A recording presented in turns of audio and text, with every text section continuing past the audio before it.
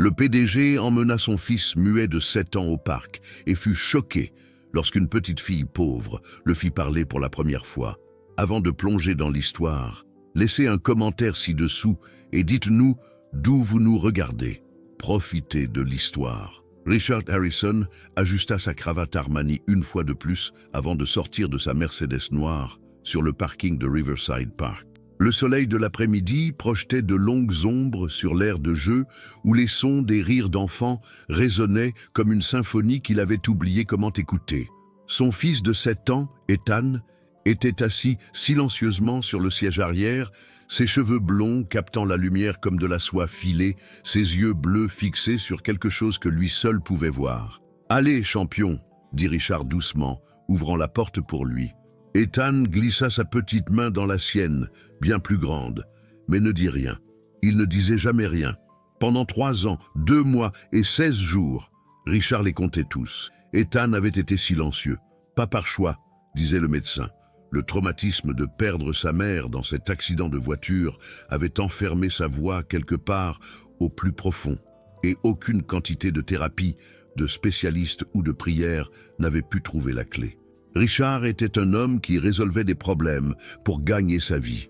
En tant que PDG de Harrison Industries, une entreprise du Fortune 500, il commandait des salles de conseil remplies de cadres, négociait des accords de plusieurs milliards de dollars et transformait des entreprises en faillite en réussite.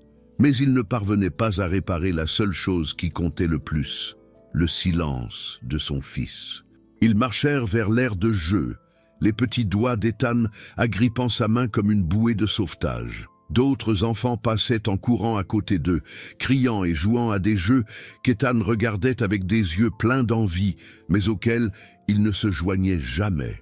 La poitrine de Richard se serra en le voyant s'asseoir sur un banc, ses jambes se balançant librement, sa bouche scellée comme un coffre-fort protégeant des trésors trop précieux pour être partagés. « Ethan, tu voudrais essayer les balançoires aujourd'hui ?» demanda-t-il, sa voix portant le même espoir doux qu'il avait chaque après-midi où il venait ici. Ethan le regarda avec ses yeux incroyablement bleus, les yeux de Stella, et secoua la tête presque imperceptiblement. C'est alors que Richard la vit, une petite fille, peut-être de l'âge d'Ethan, avec des cheveux bruns en désordre qui partaient dans toutes les directions, et des vêtements qui avaient connu des jours meilleurs. Ses baskets étaient trouées et son t-shirt était de 2 tailles trop grand, probablement de seconde main. Mais son sourire aurait pu illuminer toute la ville. La petite fille construisait quelque chose dans le bac à sable, la langue tirée en signe de concentration, tandis qu'elle modelait le sable de ses mains nues. D'autres enfants jouaient autour d'elle, mais elle semblait contente dans son propre monde, créant ce qui ressemblait à un château élaboré, avec des tours et des douves. Ethan se leva brusquement du banc, son mouvement si rapide qu'il surprit Richard. Il se dirigea vers le bac à sable avec détermination, quelque chose que Richard n'avait pas vu en lui depuis 3 ans. Richard le suivit à distance, son cœur battant la chamade contre ses côtes. La petite fille leva les yeux quand Ethan s'approcha, et son visage s'illumina comme un matin de Noël. « Salut, tu veux m'aider à construire ce château ? Je le fais pour un prince, mais je crois que j'ai besoin de quelqu'un qui sait ce que les princes aiment vraiment. » Ethan s'arrêta juste au bord du bac à sable, les yeux grands ouverts et fixés sur la création de la fillette. Il s'agenouilla dans le sable, sans se soucier de son pantalon coûteux, et tendit la main pour toucher l'une des tours. « Attention !» dit rapidement la petite fille, mais sans dureté. « Elle est encore un peu fragile. Je m'appelle Talia, au fait. Talia Rodriguez. Et toi ?» Richard retint son souffle. C'était le moment qui lui brisait toujours le cœur, quand d'autres enfants attendaient qu'Ethan parle et qu'il ne le pouvait pas. La déception sur leur visage le faisait habituellement revenir en courant vers lui. Mais quelque chose de différent se produisit aujourd'hui. Ethan ouvrit la bouche et pour la première fois en 3 ans, 2 mois et 16 jours, il murmura un seul mot qui changea tout. Ethan. Les jambes de Richard flageolèrent. Ethan avait parlé. Son fils, son précieux et silencieux Ethan, venait de dire son nom à une parfaite inconnue. Le mot flotta dans l'air, comme une prière exaucée, et Richard sentit des larmes couler sur son visage avant de pouvoir les arrêter. 3 ans, 2 mois et 16 jours de silence, brisés par une petite fille aux cheveux pleins de sable et au cœur rempli de bonté.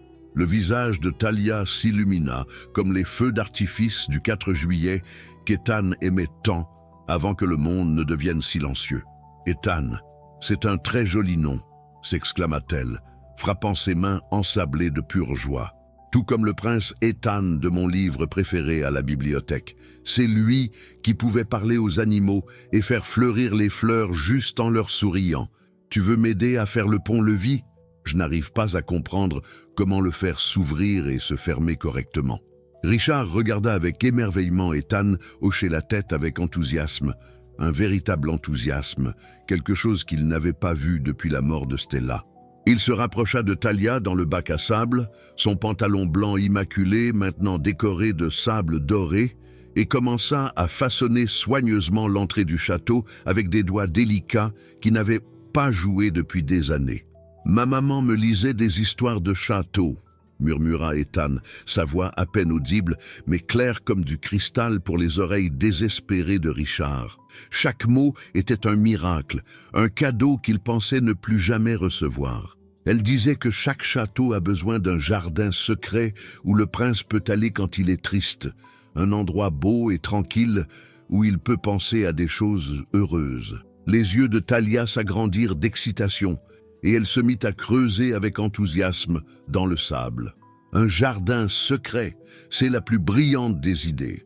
On pourrait le mettre juste ici, derrière la tour principale, avec des petites fleurs en sable coloré. Elle s'arrêta de creuser, regardant Ethan avec une curiosité sans jugement. « Ta maman a l'air vraiment intelligente et gentille. Elle vient te chercher plus tard ou tu rentres avec ton papa ?» Le souffle de Richard se coupa dans sa gorge. C'était toujours la partie la plus difficile, le moment où d'autres enfants posèrent des questions sur sa mère, et le visage d'Ethan se fermait comme des volets qui claquent. Il l'avait vu se produire des dizaines de fois, l'avait vu se replier dans le silence lorsque les questions devenaient trop difficiles à gérer. Mais aujourd'hui semblait différent. Aujourd'hui, les mains d'Ethan restèrent immobiles dans le sable, mais il ne s'enfuit pas, il ne se referma pas.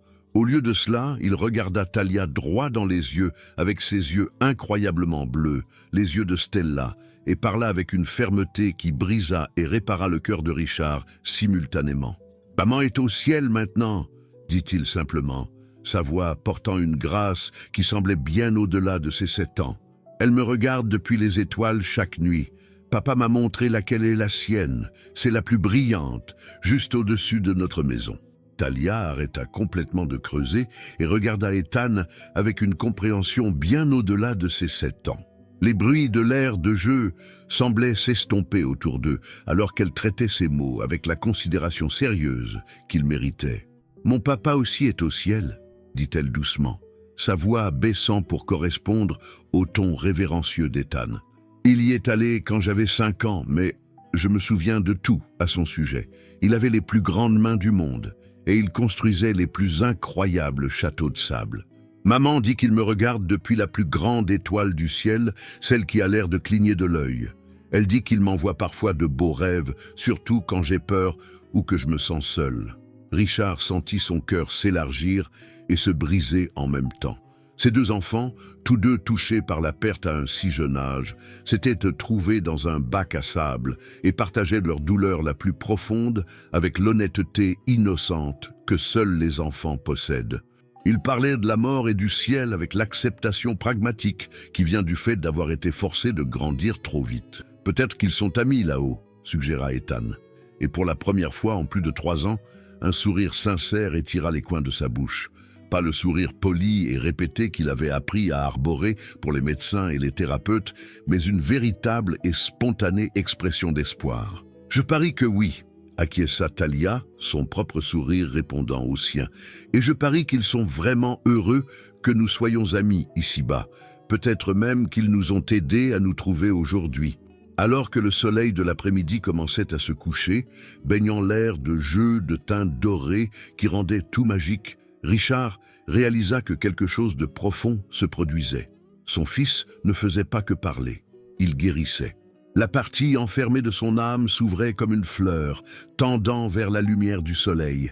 Et tout cela grâce à une petite fille avec des trous dans ses chaussures et un cœur plus grand que le ciel.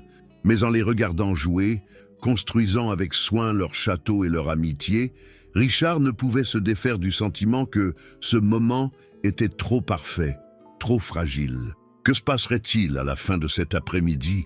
Que se passerait-il demain ou la semaine prochaine? Quelque chose d'aussi beau pouvait-il vraiment durer? « Papa, est-ce que Talia peut venir à la maison ?» demanda Ethan, alors qu'il retournait à la Mercedes, sa petite main tenant toujours celle de Richard, mais maintenant avec une énergie excitée plutôt que le besoin désespéré auquel il s'était habitué. Sa voix portait une légèreté dont il avait oublié l'existence.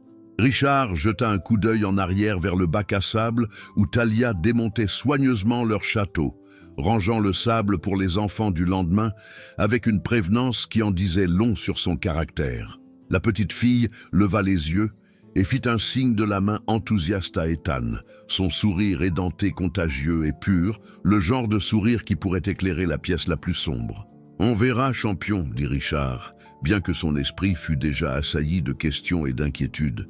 Qui était cet enfant? Où étaient ses parents? Pourquoi était-elle seule au parc?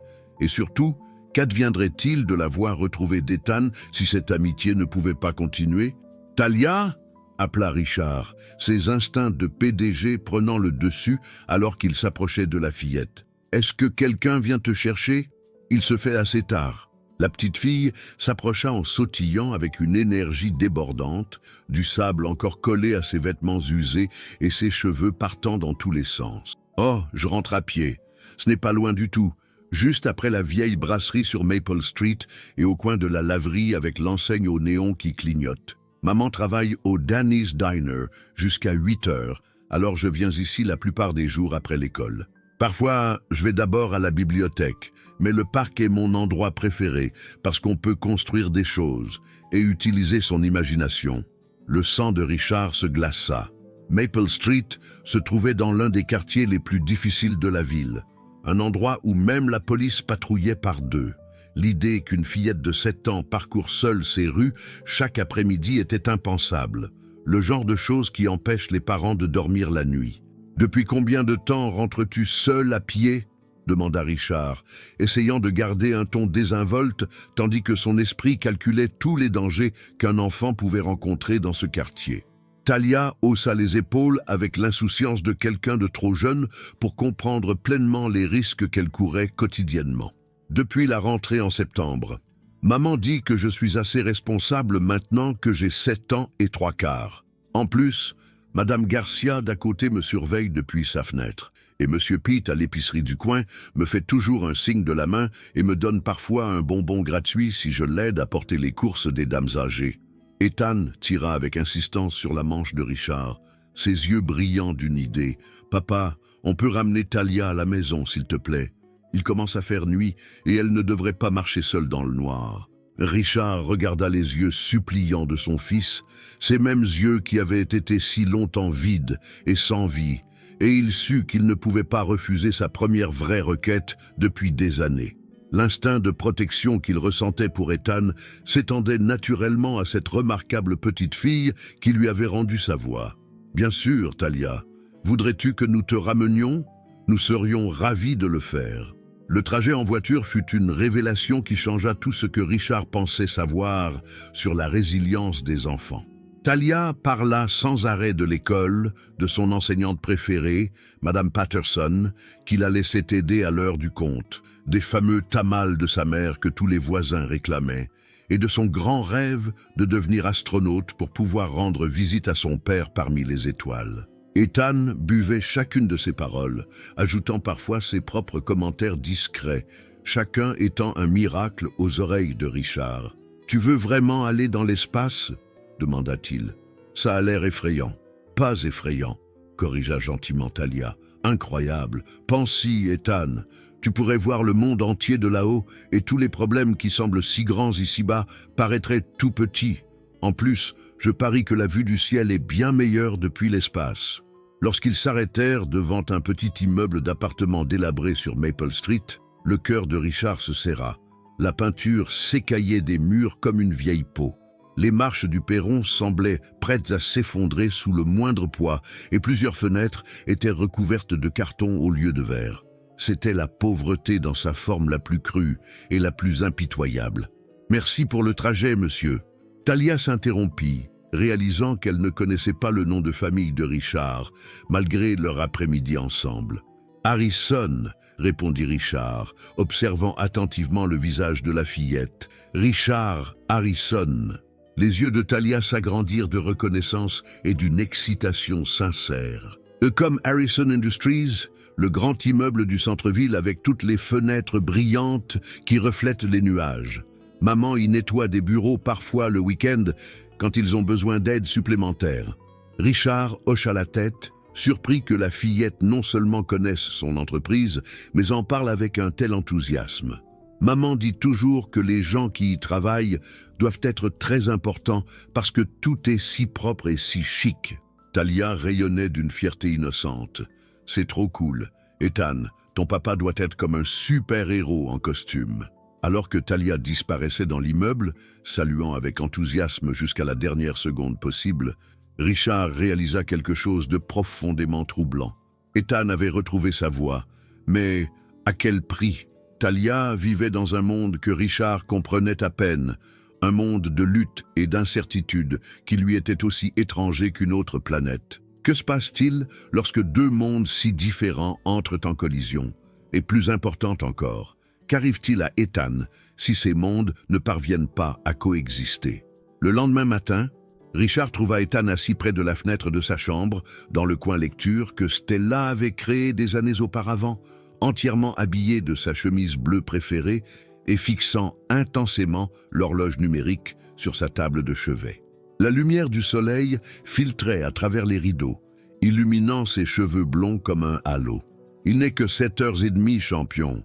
Nous n'avons pas besoin de partir pour le parc avant 3h, dit-il doucement, s'asseyant à côté de lui sur le siège de fenêtre qui avait été l'endroit préféré d'Ethan, avant que le monde ne devienne silencieux.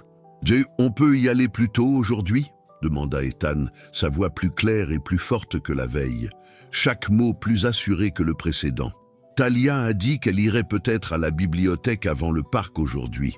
Elle va lire des histoires aux petits-enfants et je veux voir quel livre elle aime. Peut-être que je pourrais l'aider. Le cœur de Richard se gonfla de joie et d'inquiétude à part égale.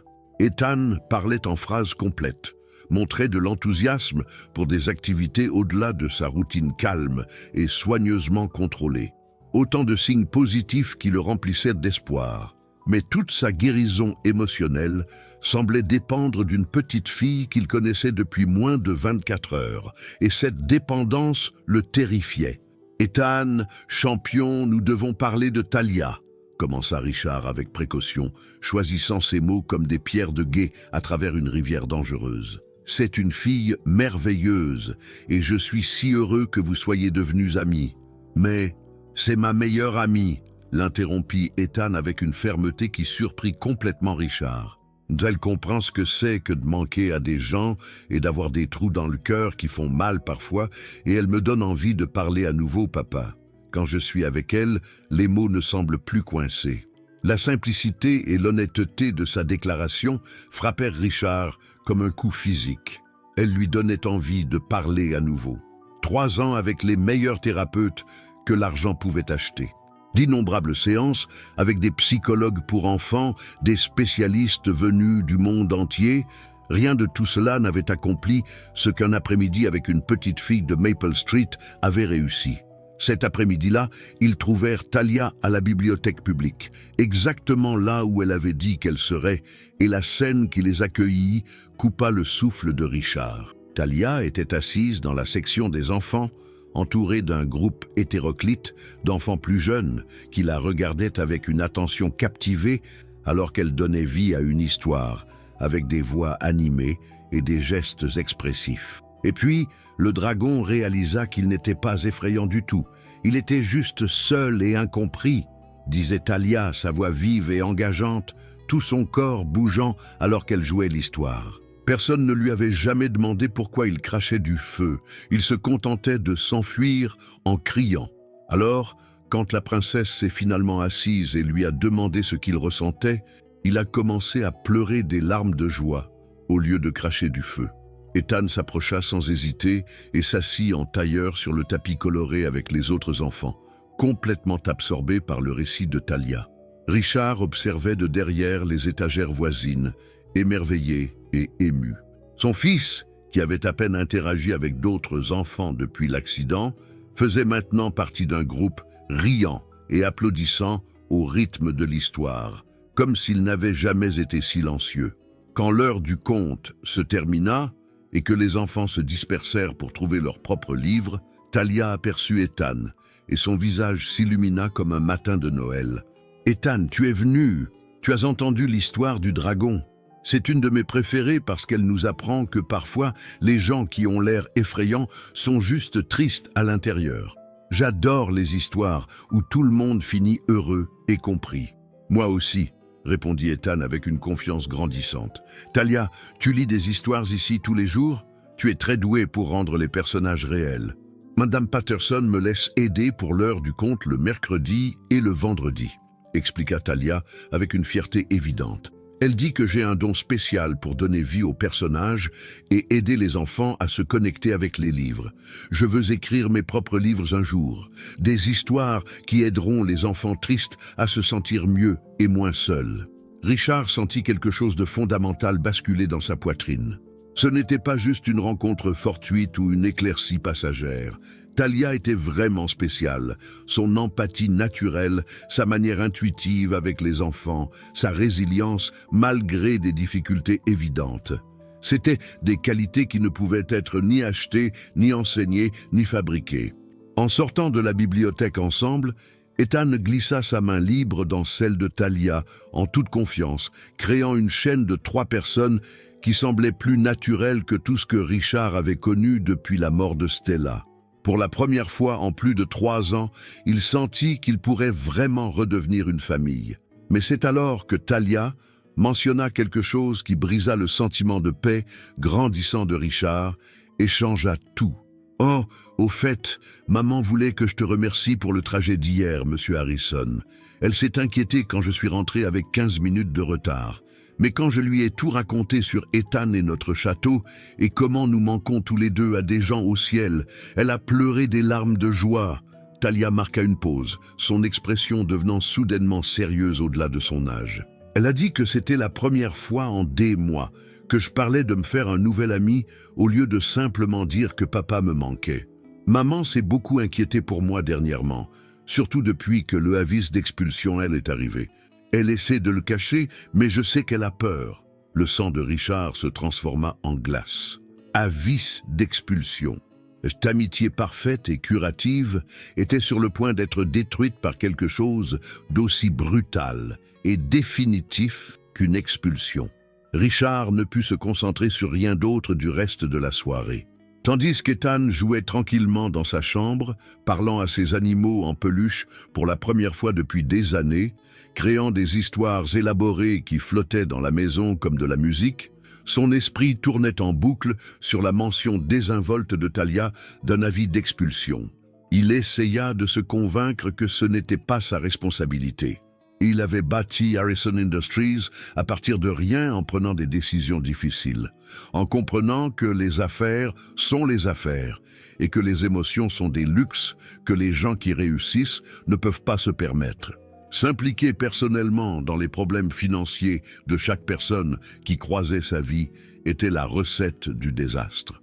Mais chaque fois qu'il fermait les yeux, il voyait le sourire édenté de Thalia et entendait le rire d'Ethan résonner dans la maison pour la première fois depuis la mort de Stella.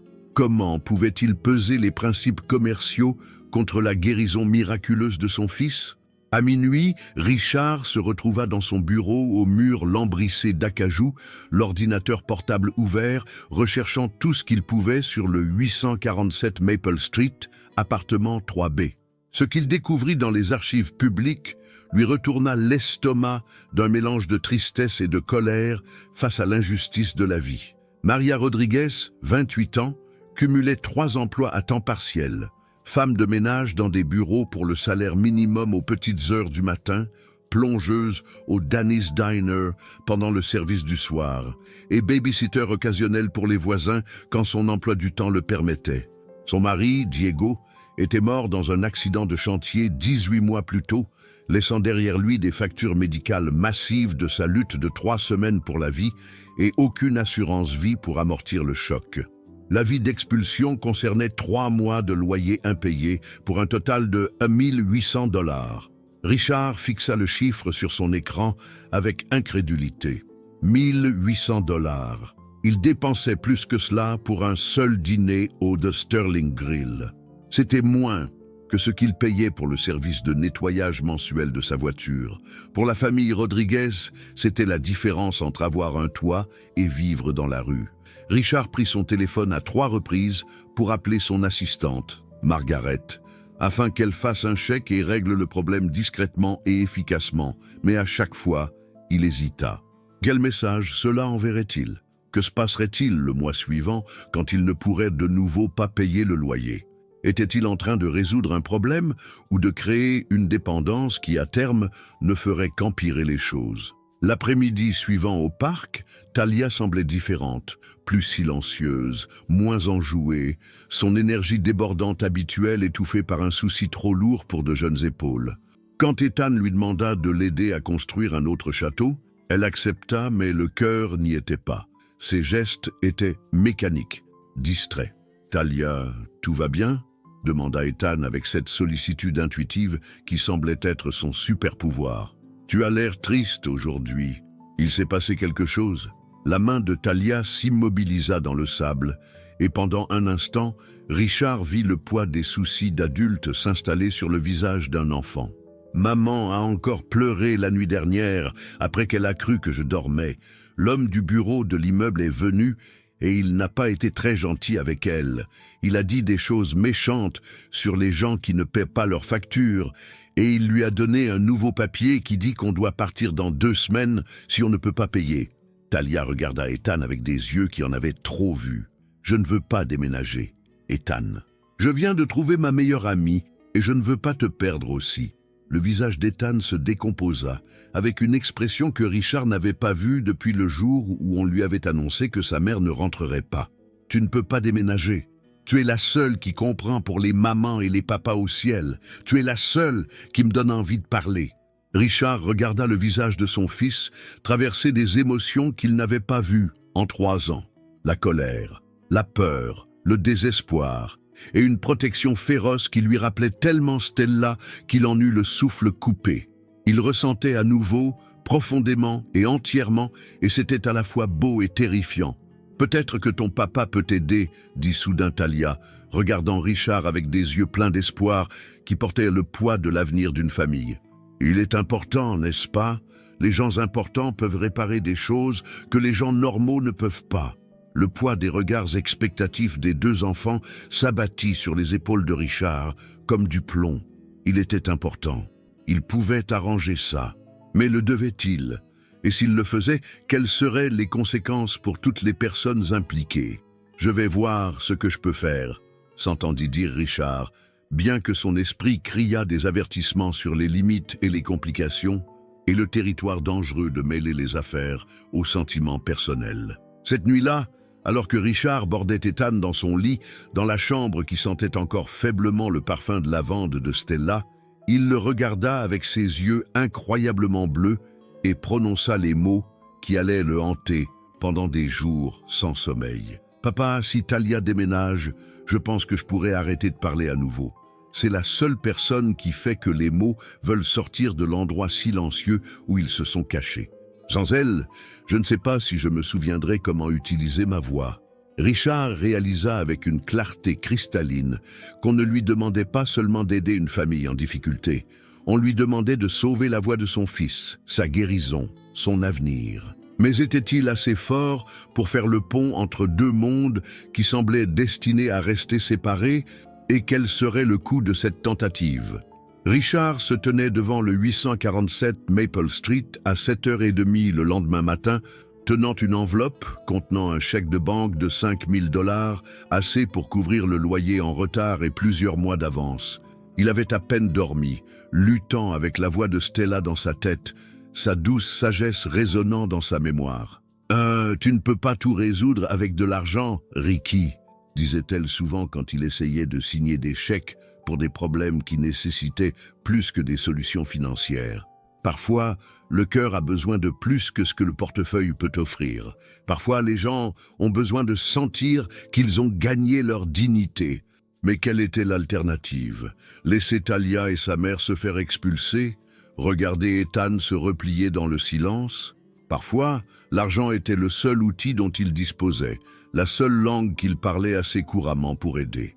L'immeuble semblait encore plus délabré sous la dure lumière du matin. Des graffitis couvraient la plupart des murs du premier étage. Le trottoir était fissuré et inégal, et une odeur de déchets et de désespoir semblait flotter dans l'air comme un brouillard. Richard monta les marches grinçantes jusqu'à l'appartement 3B, chaque pas faisant écho à ses doutes, et frappa doucement.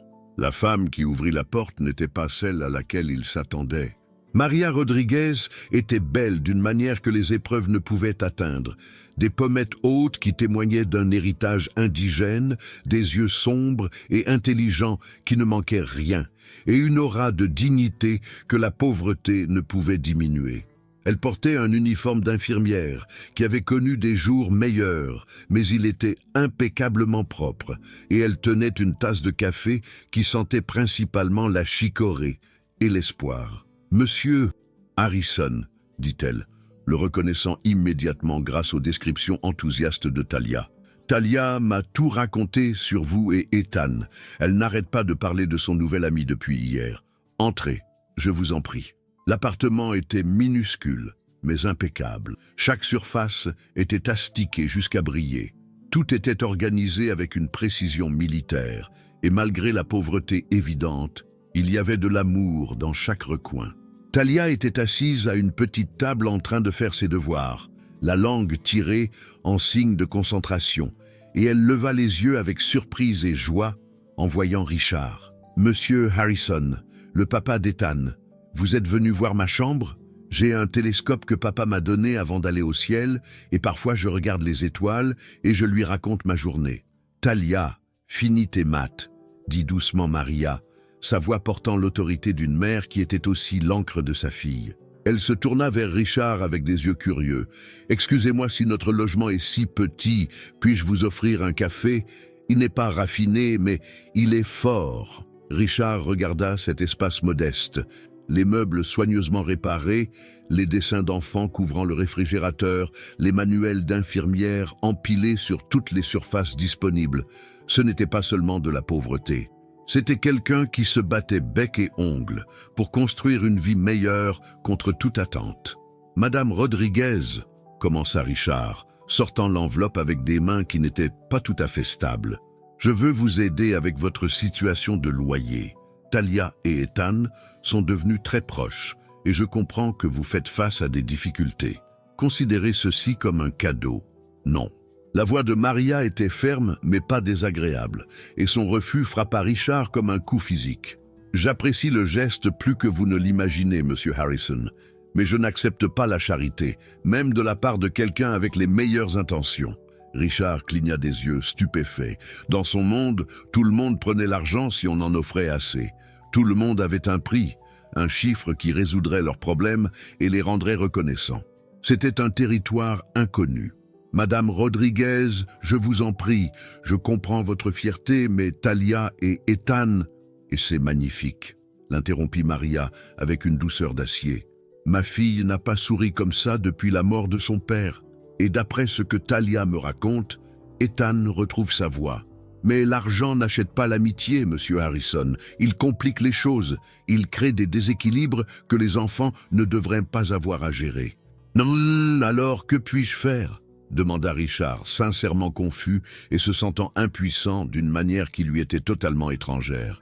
« Je ne peux pas simplement vous regarder vous faire expulser alors que j'ai le pouvoir de l'empêcher. » Maria l'étudia un long moment, ses yeux intelligents semblant voir jusqu'au fond de son âme. Quand elle parla, ses mots allaient tout changer. « Vous voulez aider? Donnez-moi un travail, un vrai travail, avec des avantages et un avenir. Il me reste 2 semestres pour finir mon diplôme d'infirmière, mais je ne peux pas me permettre de continuer. Aidez-moi à construire quelque chose de durable, pas seulement à payer pour une solution temporaire qui ne résout rien. Talia leva les yeux de ses devoirs, son jeune visage brillant d'une compréhension qui stupéfia Richard. Maman est très intelligente, monsieur Harrison. Elle va être la meilleure infirmière du monde et aider les gens malades à se sentir mieux. Tout comme Ethan m'a aidé à me sentir mieux à propos de l'absence de papa et je l'ai aidé à retrouver sa voix. C'est comme un cercle d'entraide. Richard fixa cette femme remarquable et sa fille extraordinaire, réalisant qu'il avait complètement mal interprété leur situation. Il ne s'agissait pas de charité, il s'agissait d'opportunité, de dignité et de la chance de construire quelque chose de significatif. 3 jours plus tard, Richard était assis en face de Maria Rodriguez dans sa salle de conférence exécutive au 42e étage de Harrison Industries. Le contraste était saisissant. Maria dans sa plus belle robe, qui était encore manifestement de seconde main, entourée de fauteuils en cuir italien et de baies vitrées offrant une vue sur toute la ville. « J'ai parlé à notre département des ressources humaines », commença Richard, faisant glisser un dossier sur la table en acajou. Nous avons un poste à pourvoir dans notre programme de bien-être d'entreprise. Le poste consiste à coordonner les services de santé pour nos employés, à travailler avec notre personnel médical et, à terme, à gérer les initiatives de bien-être. C'est parfait pour quelqu'un avec votre expérience et votre futur diplôme d'infirmière. Maria ouvrit le dossier, ses yeux s'écarquillant en lisant le montant du salaire. Monsieur Harrison, c'est plus que ce que je gagne en 6 mois avec mes 3 emplois combinés. Il y a plus, poursuivit Richard, ressentant un étrange mélange de nervosité et d'excitation. Le poste est assorti d'une couverture médicale complète, du remboursement des frais de scolarité pour que vous finissiez votre diplôme d'infirmière et d'une garderie dans l'immeuble où Talia pourrait rester après l'école jusqu'à ce que vous ayez fini de travailler. Pour la première fois depuis qu'il l'avait rencontrée, Maria Rodriguez semblait véritablement abasourdie. Elle regarda les papiers un long moment, puis leva les yeux vers Richard, des larmes non versées brillant dans ses yeux. « Pourquoi ?» demanda-t-elle simplement. « C'est incroyablement généreux, mais pourquoi faites-vous cela? Cela va bien au-delà de l'aide à l'amitié de nos enfants. » Richard s'était posé la même question une centaine de fois au cours des 3 derniers jours. La réponse s'était lentement et douloureusement cristallisée comme une vérité qu'il avait évitée depuis la mort de Stella. Parce qu'Ethan n'a pas seulement retrouvé sa voix, dit-il doucement. Il a retrouvé sa lumière. Et Talia a quelque chose de spécial, quelque chose qui ne peut ni s'enseigner ni s'acheter. Elle a la capacité de guérir les gens simplement en étant elle-même. J'ai vu ce qu'elle a fait pour Ethan, ce qu'elle fait avec ses enfants à la bibliothèque. Ce n'est pas seulement de l'amitié, c'est un don. La main de Maria trembla légèrement en tournant la page. Le poste commencerait immédiatement. Demain, si cela vous convient. Nous fournirons une aide au logement temporaire pendant votre transition. Non, la voix de Maria fut à nouveau ferme. Pas d'aide au logement. Je me débrouillerai avec notre appartement jusqu'à ce que je puisse me permettre mieux. Mais le travail... Elle leva les yeux vers lui avec un sourire qui transforma tout son visage. Le travail, je l'accepte avec gratitude et la promesse que vous ne regretterez pas cette décision. En se serrant la main, Richard sentit quelque chose changer dans sa poitrine, une légèreté qu'il n'avait pas ressentie depuis la mort de Stella. Mais en regardant Maria rassembler les papiers avec des mains tremblantes, il ne put se défaire du sentiment qu'il venait de mettre en mouvement quelque chose qui allait changer toute leur vie de manière inimaginable. Cet après-midi-là, lorsque Talia et Ethan se retrouvèrent au parc, la nouvelle jaillit de Talia comme un feu d'artifice. « Ethan, devine quoi?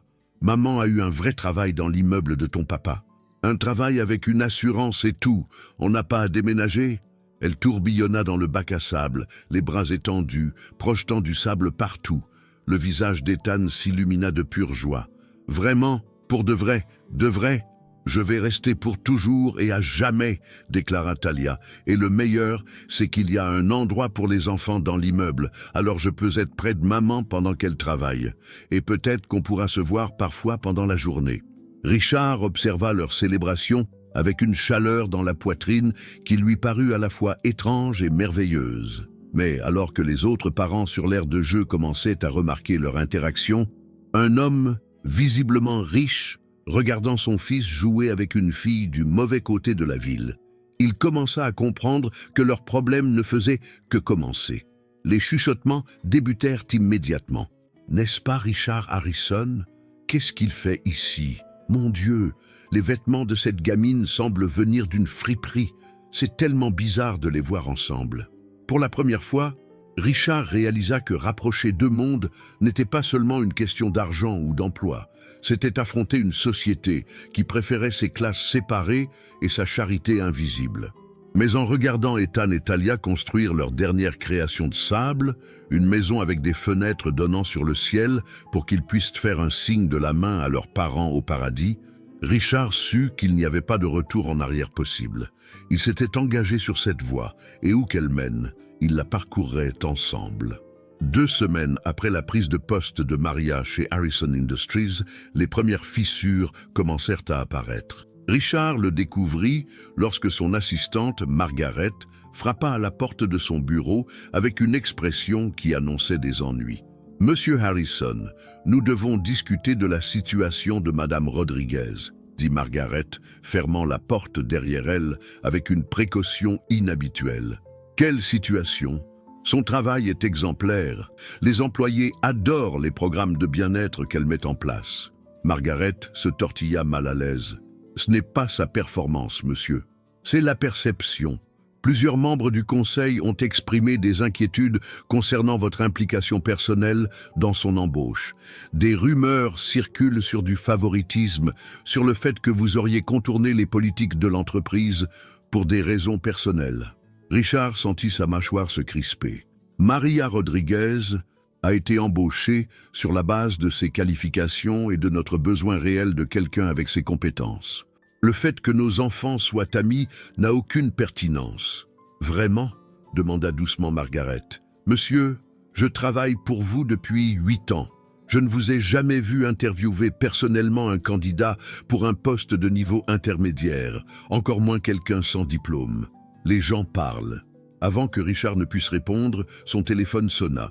L'école d'Ethan. « Monsieur Harrison, c'est la directrice, Madame Stevens. Pourriez-vous passer cet après-midi? Il y a eu un incident avec Ethan. » 1 heure plus tard, Richard était assis dans le bureau de la directrice, tandis qu'Ethan se tortillait sur la chaise à côté de lui, le visage maculé de larmes. En face d'eux était assis un autre parent, Monsieur Blackwood, dont le fils Mason était dans la classe d'Ethan. « Ethan a frappé Mason pendant la récréation », expliqua la directrice Stevens. « Mais quand nous lui avons demandé pourquoi, il a dit que Mason avait traité son amie Talia de déchet de caravane et lui avait dit qu'il était stupide de jouer avec des enfants pauvres. » Monsieur Blackwood renifla avec dédain. Mason observait simplement qu'Ethan semble avoir développé un attachement inapproprié à une enfant d'un milieu très différent. Les enfants doivent apprendre les limites sociales appropriées. Richard sentit la colère monter en lui. Mais avant qu'il ne puisse parler, la petite voix d'Ethan trancha la tension. « Talia n'est pas un déchet, c'est la fille la plus gentille et la plus intelligente que je connaisse. Elle lit des histoires aux petits-enfants et les réconforte quand ils sont tristes. Mason ne sait rien d'elle et il ne sait rien non plus de ce que c'est que d'être triste. » Le silence tomba dans la pièce. Ethan venait de prononcer plus de mots pour défendre son ami qu'il n'en avait adressé à quiconque à l'école en 3 ans. « Ethan, frapper n'est jamais la solution, » dit doucement la directrice Stevens. « Mais je comprends que tu défendais ton ami. Cela montre de la loyauté. » Le visage de M. Blackwood vira au rouge. « C'est exactement ce que je veux dire. Cette association affecte clairement le comportement d'Ethan. Peut-être que M. Harrison devrait reconsidérer le fait de laisser son fils fréquenter des enfants de milieux si différents. » Richard se leva lentement, sa voix d'un calme mortel. « Monsieur Blackwood, Mon fils a retrouvé sa voix pour la première fois en 3 ans, grâce à son amitié avec Talia Rodriguez. Si cela vous pose un problème, je vous suggère d'examiner vos propres préjugés plutôt que de remettre en question mes choix parentaux. En sortant de l'école, Ethan glissa sa main dans celle de Richard. Papa, je suis désolé d'avoir frappé Mason, mais je ne regrette pas d'avoir défendu Talia. Maman disait toujours que défendre les gens qu'on aime est toujours la bonne chose à faire, même quand c'est difficile. » Richard serra sa main, se sentant à la fois fier et terrifié. Ethan apprenait à se battre pour ce qui comptait pour lui. Mais ce faisant, il apprenait aussi que leur nouvelle configuration familiale se heurterait à la résistance d'un monde qui préférait ses frontières clairement tracées. Cette nuit-là, alors que Richard bordait Ethan, celui-ci posa la question qu'il redoutait. « Papa, pourquoi certaines personnes pensent que Talia n'est pas aussi bien que moi ? Elle est plus intelligente que la plupart des enfants de ma classe, et elle est vraiment plus gentille. » Richard s'assit au bord de son lit, cherchant des mots qui pourraient expliquer les préjugés des adultes au cœur innocent d'un enfant. Certaines personnes jugent les autres sur des choses qui n'ont pas d'importance, champion. Des choses comme l'argent de leur famille ou l'endroit où ils vivent, mais tu sais ce qui compte vraiment, n'est-ce pas? Leur gentillesse à l'intérieur, dit doucement Ethan. Et s'ils te donnent envie de parler quand tu pensais avoir oublié comment? Exactement. Et Ethan, je suis fier de toi d'avoir défendu Talia, même si frapper n'est pas la réponse. La prochaine fois, utilise tes mots. Tu as des mots puissants maintenant. Alors que Richard éteignait la lumière, la voix d'Ethan s'éleva dans l'obscurité. Papa, est-ce que les gens vont essayer de faire partir Talia et sa maman parce qu'ils pensent qu'on ne devrait pas être ensemble? La question frappa Richard comme un coup de poing, car la vérité était qu'il commençait à craindre que la réponse ne soit oui.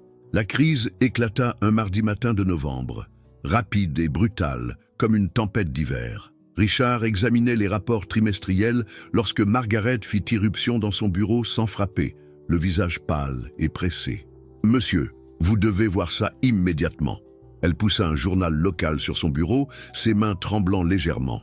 Le titre glaça le sang de Richard. « Affaire de charité personnelle du PDG de Harrison Industries. Favoritisme ou romance. » En dessous se trouvait une photo de Richard, Maria, Talia et Ethan sortant ensemble de la bibliothèque le week-end précédent, ressemblant à s'y méprendre à une famille. L'article était un chef-d'œuvre d'insinuation et de spéculation calculée. Il remettait en question les qualifications de Maria, suggérait des relations inappropriées et dépeignait Richard comme un PDG qui bafouait les règles de l'entreprise pour son profit personnel. Pire encore, il plongeait dans l'histoire d'Ethan, le décrivant comme le fils traumatisé de la défunte Stella Harrison, potentiellement utilisé comme un pion dans la crise de la quarantaine de son père. « Mais comment ont-ils obtenu ces informations ?» exigea Richard, sa voix dangereusement calme. Le journaliste a parlé à plusieurs employés, d'anciens parents d'élèves, même à des habitués du parc. Quelqu'un leur fournit des détails depuis des semaines. Margaret marqua une pause. « Monsieur, le conseil d'administration se réunit en urgence cet après-midi. Ils sont inquiets pour la réputation de l'entreprise. » À midi, le téléphone de Richard sonnait sans cesse. À 2 heures, l'histoire avait été reprise par les médias financiers. À 4 heures, les actions de Harrison Industries avaient chuté de 3%. À 5 heures, Richard se retrouva assis face à son propre conseil d'administration comme un accusé au tribunal. « Richard, nous sommes amis depuis 15 ans, » dit Richard Blackwell, le président du conseil et un ancien camarade d'université de Richard. « Mais cette situation est devenue intenable. L'apparence d'irrégularité nuit à notre réputation d'entreprise. » « Il n'y a aucune irrégularité, » affirma fermement Richard. « Maria Rodriguez a été embauchée sur la base de ses qualifications et de notre besoin réel. Une femme sans diplôme complet ni expérience en entreprise, embauchée à un salaire 30% supérieur à la norme de l'industrie, dont la fille se trouve être la meilleure amie de ton fils. » Patricia Wells, membre du conseil, secoua la tête. « Richard, même si tout est en règle, l'image est terrible. » Richard regarda les visages qu'il connaissait depuis des années, les personnes à qui il avait confié l'avenir de son entreprise. « Vous me demandez de la licencier ?» Le silence s'étira comme un fil de fer barbelé. Nous te demandons de décider ce qui compte le plus, dit tranquillement Richard Blackwell. Tes relations personnelles ou l'entreprise que ta femme t'a aidé à bâtir. La mention de Stella frappa Richard comme une gifle. Stella qui croyait qu'il fallait utiliser le succès pour élever les autres. Stella qui aurait adoré l'esprit de Talia et la dignité de Maria. Stella qui avait fait promettre à Richard de ne jamais laisser le cœur d'Ethan se fermer au monde. « J'ai besoin de temps pour réfléchir », dit Richard en se levant brusquement. « Tu as jusqu'à vendredi », dit Patricia. « Soit Madame Rodriguez démissionne, soit nous serons obligés de procéder à un vote de défiance envers ta direction. » Cette nuit-là, Richard était assis dans son bureau avec un verre de bourbon qu'il ne pouvait savourer, fixant une photo de Stella tenant Ethan bébé dans ses bras. Que ferait Stella ? Que dirait-elle d'un monde qui punissait la bonté et exigeait qu'il choisisse entre la guérison de son fils et la réputation de son entreprise? Son téléphone vibra. Un SMS de Maria. « Monsieur Harrison, j'ai vu les nouvelles. Je présenterai ma démission demain. Merci pour cette opportunité. Talia et moi nous en sortirons. » Avant que Richard ne puisse répondre, Ethan apparut à la porte en pyjama, le visage inondé de larmes. « Papa !» Talia a appelé. Elle a dit que sa maman devait quitter son travail parce que les gens disent des choses méchantes sur notre amitié. Elle a dit qu'on ne devrait peut-être plus se voir parce qu'on cause trop de problèmes. Le cœur de Richard se brisa en regardant le visage dévasté de son fils. Il avait trouvé sa voix, sa joie, sa meilleure amie, et maintenant les préjugés des adultes menaçaient de tout lui enlever. « C'est vrai, papa ? On doit arrêter d'être la famille de Talia parce que les gens n'aiment pas qu'on soit ensemble. » Richard réalisa que ce moment définirait non seulement son avenir, mais aussi la compréhension d'Ethan, de savoir si l'amour et la loyauté comptaient plus que l'opinion publique et le succès financier. Sa réponse allait tout changer. Richard ne dormit pas cette nuit-là. Au lever du jour, il avait pris une décision qui sauverait sa famille ou détruirait tout ce qu'il avait bâti. Il appela Margaret à 6 heures du matin. « Annulez toutes mes réunions aujourd'hui et organisez une conférence de presse d'urgence pour 2 heures cet après-midi. Monsieur, le conseil a spécifiquement déconseillé... » « Je ne demande pas de conseil, je vous dis ce que nous allons faire. » À 7 heures du matin, Richard frappa à la porte de l'appartement de Maria. Elle ouvrit, encore en pyjama, les yeux rougis par les larmes. « Monsieur Harrison, j'étais sérieuse. Je démissionne aujourd'hui. Je ne laisserai pas Talia et Ethan souffrir parce que les adultes ne peuvent pas gérer leur amitié. Puis-je entrer? Nous devons parler. » Dans le petit salon, Talia était assise à la table de la cuisine, remuant ses céréales dans son bol, son éclat habituel terni. Quand elle vit Richard, elle esquissa un sourire courageux. « Bonjour, Monsieur Harrison. J'ai dit à Ethan de ne pas être triste pour le travail de maman. On s'en sortira, on s'en sort toujours. » La résilience de la fillette face à la cruauté des adultes brisa quelque chose dans la poitrine de Richard. « Talia, et si je te disais que ta mère n'a pas à démissionner? Et si je te disais que parfois les adultes doivent tenir tête aux brutes comme le font les enfants ?» Les yeux de Talia s'agrandirent. « Vous voulez dire comme quand Ethan a frappé Mason parce qu'il a dit des choses méchantes sur moi? Exactement comme ça. Sauf qu'au lieu de frapper, je vais utiliser mes mots. Des mots très publics. » Maria le dévisagea. « Monsieur Harrison, vous ne pouvez pas risquer votre entreprise pour nous. Ça n'en vaut pas la peine. »« Vous avez tort, » dit doucement Richard. « Vous et Talia m'avez rendu mon fils. Vous m'avez montré ce qui est important. Et si mon entreprise ne peut pas survivre au fait que je fasse ce qui est juste, alors ce n'est peut-être pas l'entreprise que Stella et moi rêvions de construire. » À 2 heures cet après-midi-là, Richard se tenait devant une salle remplie de journalistes, de caméras et de visages sceptiques. Derrière lui, un grand écran affichait le logo de Harrison Industries et sa mission. Bâtir des communautés, renforcer les familles, créer des opportunités. Bonjour. Je suis ici pour aborder les récentes spéculations concernant les pratiques d'embauche de mon entreprise et mes relations personnelles. La voix de Richard était ferme, maîtrisée. Il y a 3 mois, mon fils de 7 ans, Ethan, a prononcé ses premiers mots depuis plus de 3 ans. Il était resté silencieux depuis la perte de sa mère dans un accident de voiture, malgré les efforts des meilleurs spécialistes que l'argent pouvait acheter. Un murmure parcourut la foule. Ce n'était pas ce à quoi il s'attendait. Ethan a retrouvé sa voix grâce à son amitié avec Talia Rodriguez, 7 ans, une enfant remarquable qui comprenait la perte, qui faisait preuve de gentillesse sans attente de récompense et qui possédait un don naturel pour guérir les cœurs brisés. La mère de Talia, Maria Rodriguez, poursuit des études d'infirmière tout en cumulant 3 emplois pour subvenir aux besoins de sa fille après avoir perdu son mari dans un accident de travail. Richard marqua une pause, regardant droit dans les caméras. Quand j'ai appris que la famille Rodriguez était menacée d'expulsion, un choix s'est présenté à moi. Je pouvais signer un chèque et me sentir bien dans ma charité, ou je pouvais créer une opportunité pour une femme courageuse de construire un avenir meilleur pour elle et sa fille. J'ai choisi l'opportunité. J'ai choisi d'offrir à Maria Rodriguez un poste au sein de notre entreprise. Un poste pour lequel elle est exceptionnellement qualifiée, ayant surmonté l'adversité tout en conservant sa dignité, son éthique de travail et son engagement à aider les autres. La salle était absolument silencieuse.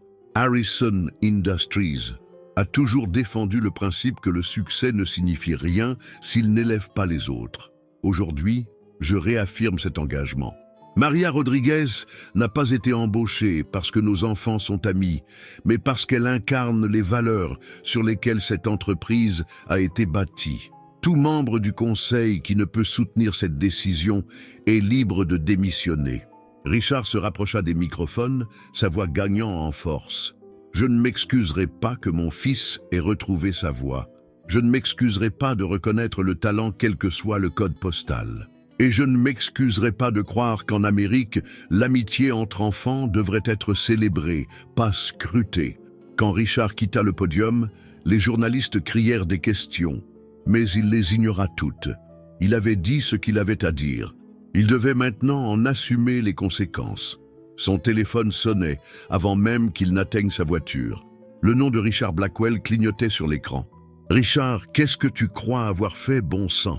J'ai dit la vérité, Richard, une chose que nous semblons avoir oublié comment faire. Le conseil se réunit ce soir. Ce ne sera pas nécessaire, l'interrompit Richard, parce que je viens de me souvenir de quelque chose d'important. Je possède 52% de cette entreprise, ce qui signifie que je ne sers pas au bon plaisir du conseil. C'est vous qui servez au mien. Le silence à l'autre bout du fil fut assourdissant. Maintenant, si tu veux bien m'excuser, je dois aller chercher mon fils à l'école. Il se demande probablement si leur amitié est sur le point de détruire tout ce qui lui est cher. Et je peux lui dire que certaines choses valent la peine qu'on se batte pour elles.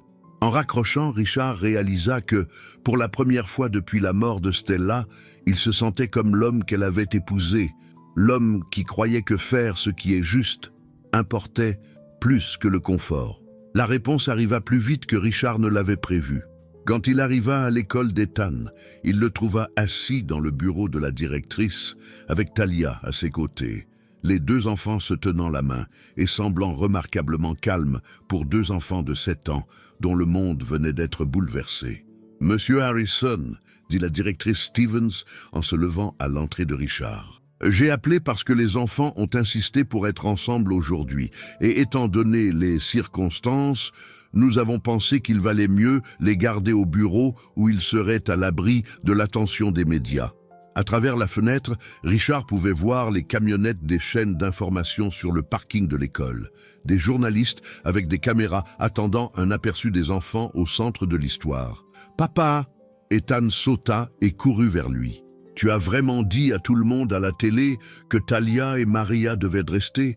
Tu as vraiment dit que l'amitié est plus importante que la vie des méchantes personnes? Je l'ai fait, champion.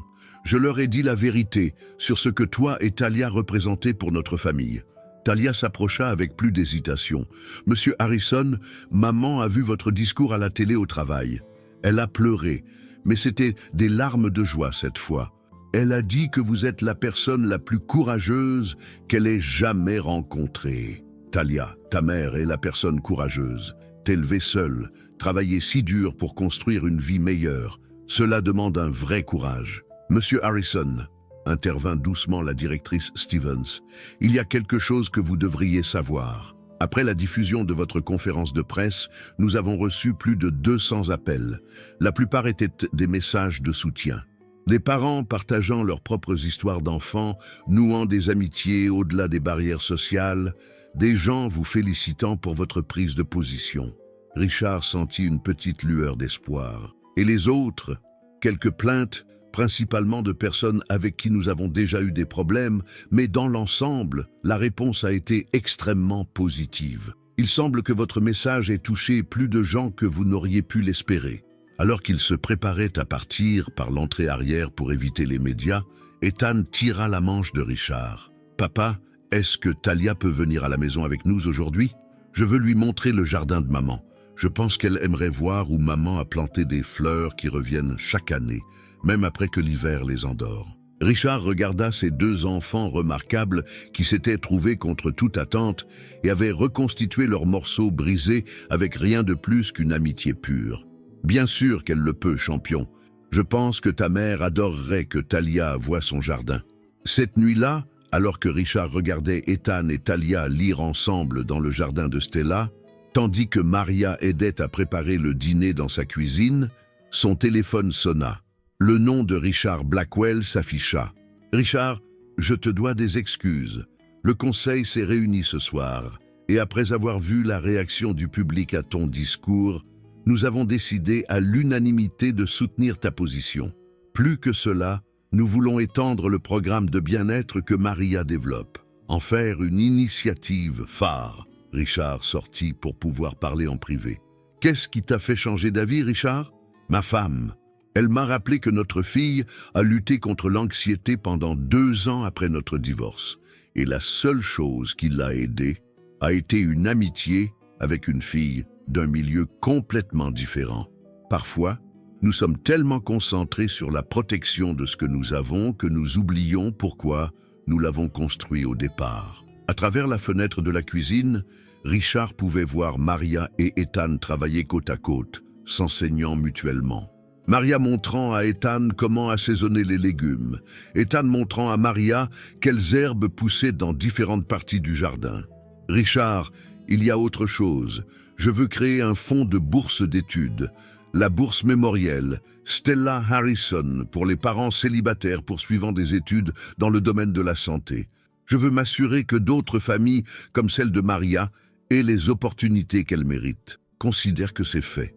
Et Richard, cette petite fille, elle a quelque chose de spécial, n'est-ce pas? » Richard regarda Talia arroser soigneusement les plantes qu'Ethan lui avait montrées, expliquant à chaque fleur pourquoi il était important de boire de l'eau pour devenir forte. « Oui, ils le sont tous les deux. » Alors que Richard raccrochait, Ethan apparut à ses côtés, glissant sa petite main dans la sienne. « Papa, Talia veut savoir si on peut dîner comme ça chaque semaine.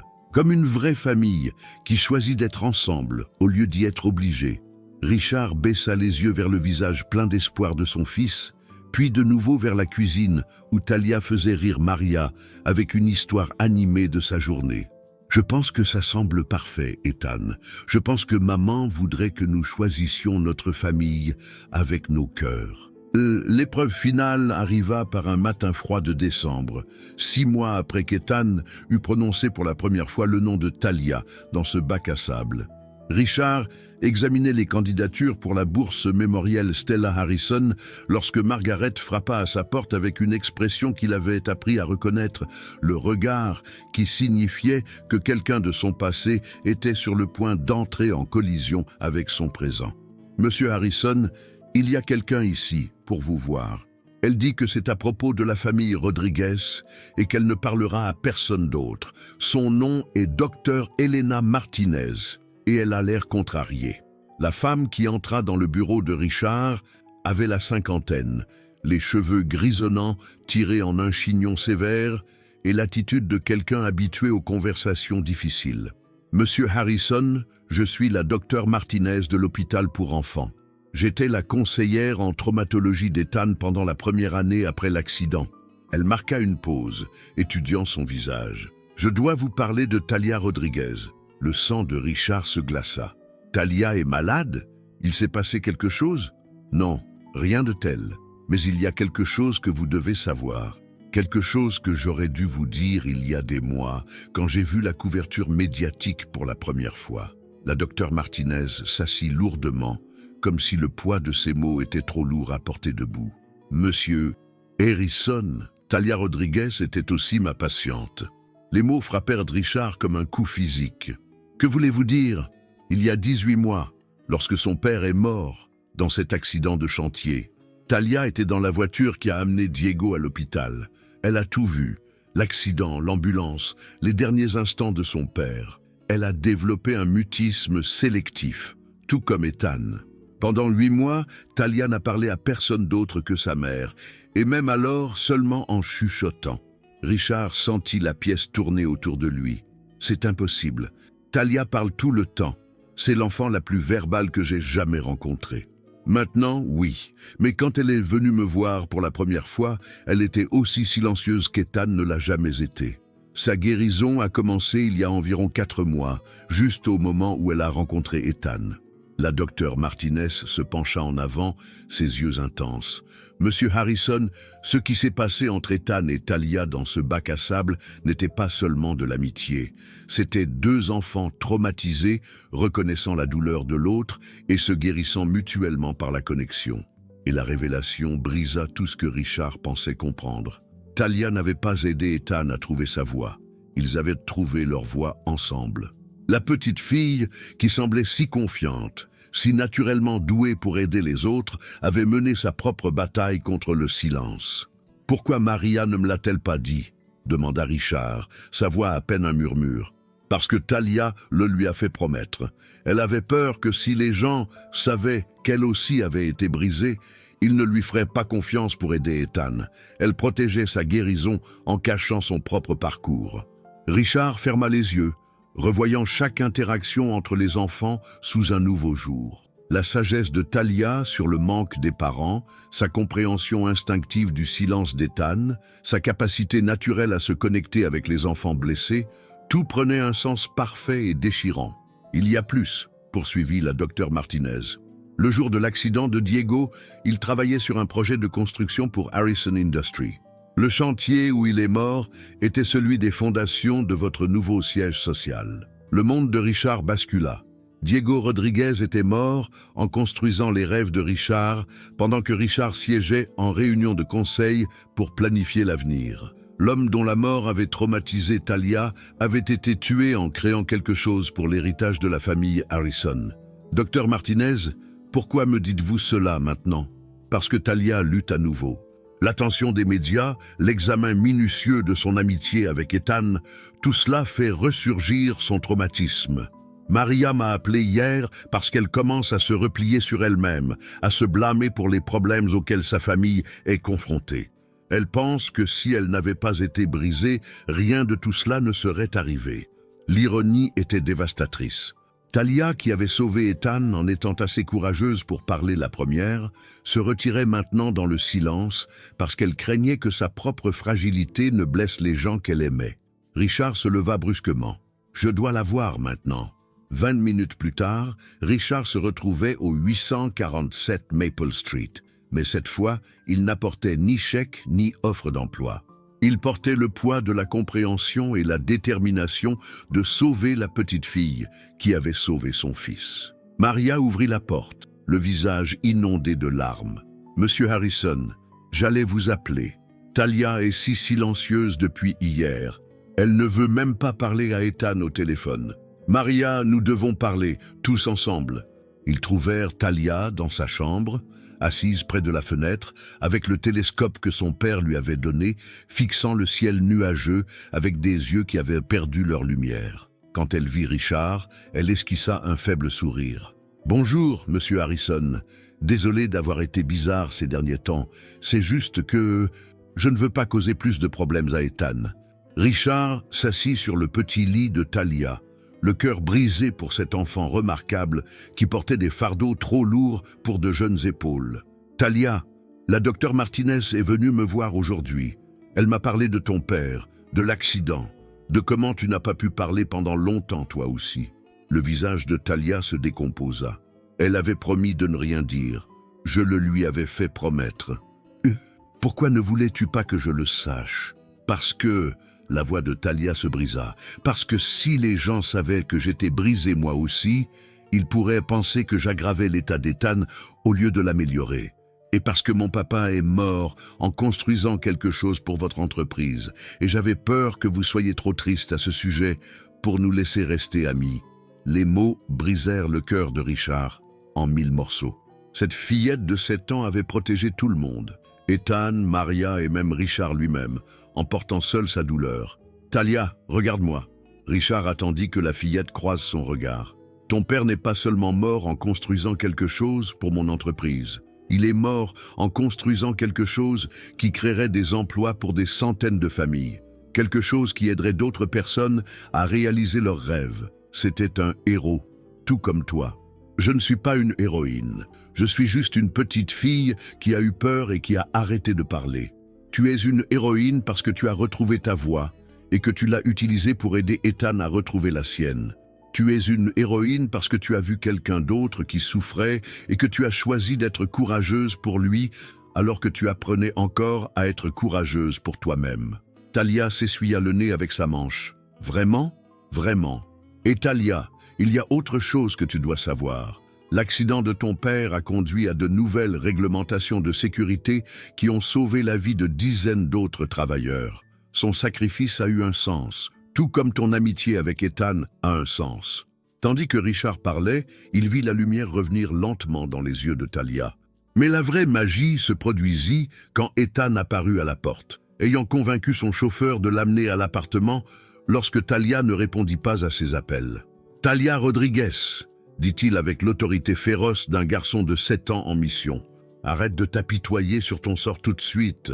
Nous sommes tous les deux brisés et nous nous sommes réparés l'un l'autre, et c'est la plus belle chose au monde. Si tu essaies de gâcher ça en étant triste, je vais être très en colère contre toi. » Talia le regarda un instant, puis éclata de rire. Le premier vrai rire que Richard entendait de sa part depuis des semaines. Ethan Harrison, tu es le meilleur ami, le plus autoritaire qu'on puisse avoir. Bien, maintenant viens ici et aide-moi à dire à nos parents que nous voulons faire quelque chose de spécial pour tous les enfants dont les mamans et les papas sont au ciel. Alors que Richard regardait les enfants s'étreindre, leur lien de guérison plus fort que jamais, il réalisa que cela n'avait jamais été l'histoire d'un homme riche aidant une famille pauvre. C'était l'histoire de personnes brisées, se trouvant et choisissant de devenir une famille malgré, ou peut-être à cause de, leurs blessures communes. 6 mois plus tard, Richard se tenait dans la nouvelle aile pour enfants du centre de guérison familiale Harrison, regardant Ethan et Talia animer un groupe de soutien pour les enfants qui avaient perdu un parent. Le centre, financé par la fondation mémorielle Stella Harrison, et dirigé par Maria Rodriguez Harrison, qui était légalement devenue une partie de leur famille par adoption, accueillait des familles de tous les coins de la ville. Le truc avec le manque de quelqu'un, disait Talia à une salle remplie d'enfants, c'est que ça ne cesse jamais de faire complètement mal. Mais ça peut commencer à faire moins mal quand on trouve d'autres personnes qui comprennent. Ethan hocha la tête sérieusement. Et quand on aide d'autres enfants qui sont tristes comme on l'a été, ça transforme la tristesse en quelque chose d'utile, comme les fleurs qui poussent de la terre. La terre n'est pas jolie, mais elle rend de belles choses possibles. Richard sourit, se souvenant de la citation préférée de Stella. La guérison ne consiste pas à oublier la douleur. Elle consiste à la transformer en quelque chose qui aide les autres à moins souffrir. En regardant son fils, notre fils, aider une autre petite fille silencieuse à trouver ses mots, Richard comprit que cela avait toujours été le plan de Stella. D'une manière ou d'une autre, d'où qu'elle les regarde, elle avait orchestré toute cette magnifique collision de cœurs brisés, apprenant à battre à nouveau en harmonie. Ethan croisa son regard et lui fit un signe de la main, son sourire assez éclatant pour illuminer toute la ville. À côté de lui, Talia sourit et fit un pouce levé à Richard avant de se retourner pour aider un petit garçon qui essayait de dire le nom de sa mère pour la première fois depuis sa mort. 2 enfants qui avaient trouvé leur voie dans un bac à sable étaient devenus des guérisseurs pour un monde rempli de gens apprenant à parler après le silence. Et Richard Harrison, le PDG qui pensait autrefois que l'amour pouvait se mesurer en dollars et le succès se quantifier en profit, avait appris que les choses les plus précieuses de la vie ne pouvaient pas être achetées.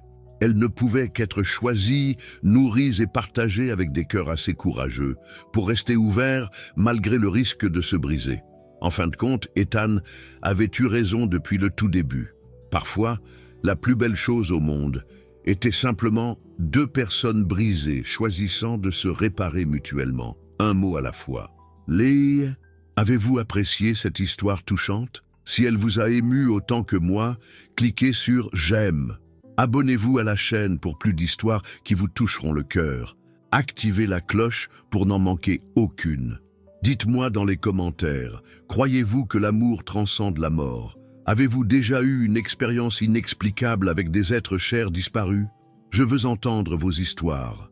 Et n'oubliez pas de partager cette vidéo avec cette personne spéciale qui a besoin de croire aux miracles et aux secondes chances. À la prochaine histoire, je vous embrasse de tout cœur.